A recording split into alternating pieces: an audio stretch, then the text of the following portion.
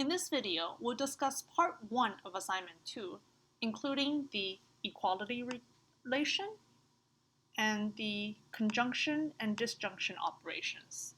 At the end of this part, you'll be able to make queries like this one.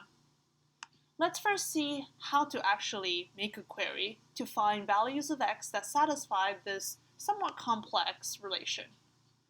Unlike in the exercise, we're not going to construct our logic variables using tvar and lvar. Instead, all of our logic variables will be created programmatically using this function called fresh. Fresh is going to take two arguments. The first argument is the number of logic variables to create, and the second is a function. And this function takes a list of logic variables, and the length of this list depends on the number here. So if we ask to create 2 logic variables, our list will be length 2. But for now, we only need 1 because our constraint only requires 1 logic variable.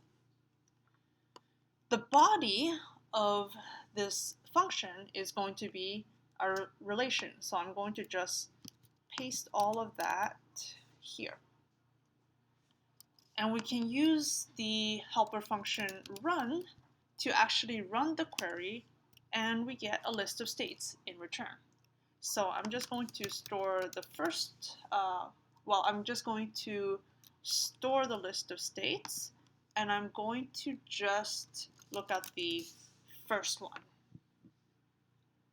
So lvar0 is the first logic variable that we've ever introduced, which in our case is this x right here.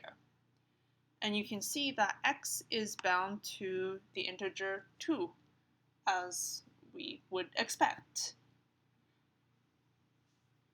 We can use a helper function answer, which you're going to write, to extract just the logic variable 0 from our state.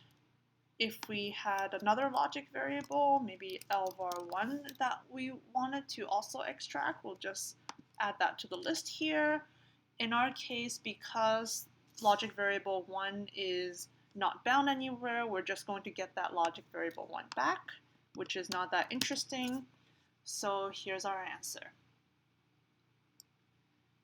So in terms of starting out and implementing the pieces, I would highly recommend starting with the equality operation. The reason is that the equality operation has a lot to do with unification from the previous exercise. In fact, you should call the function unify in your implementation of equality. They do really similar things, and even their type signatures are similar. So let's look at the type signature of unify and the type signature of equality. In both cases, they take 2 terms, and this third argument here is really important. In unify, the third argument is it's an accumulation of substitutions made so far, and the third argument is what allowed unify to be recursive. The output of unify is a maybe type because the unification can either succeed or fail, and only when unification succeeds do we actually return a substitution.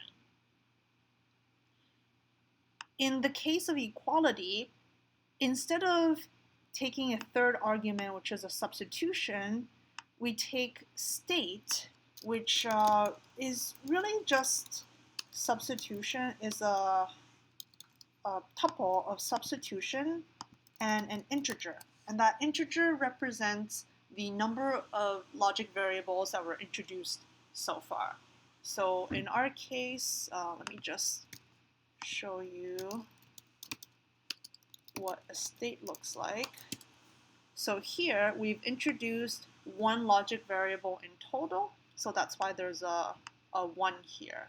So this is a state. So let me just prove that to you, that the type of head of states is a state, and that's really just a tuple of substitution and an integer. So, okay, this state, again, accumulates the substitutions made so far, and the output here is a suspended stream of states, as opposed to just maybe substitution or even maybe state. So this output is a little bit more general. In practice, we are going to use this equality as a binary operation, kind of like t-int 0 triple equals t-int 1, something like this, which really should just fail. We can't really display the output, that's why we get an error here right now.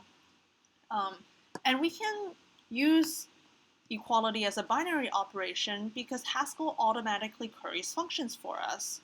So when we provide these terms, these two terms, what we get as an output, the type of this is a function that takes a state and returns a suspended stream of states. So this function here, this type, is what we're going to call a goal. So a goal is a function that takes a state and returns a suspended stream of states. If you look at the type signature of disjunction and the type signature of conjunction, they're both the same. They both take two goals, one goal, another goal, and returns a goal. Which makes sense because if I scroll all the way up here, both the left-hand side and the right-hand side of this disjunction are goals. And same thing here, both the left-hand and the right-hand side of this conjunction, they're both goals. And just to go one step further, the output of fresh is also a goal.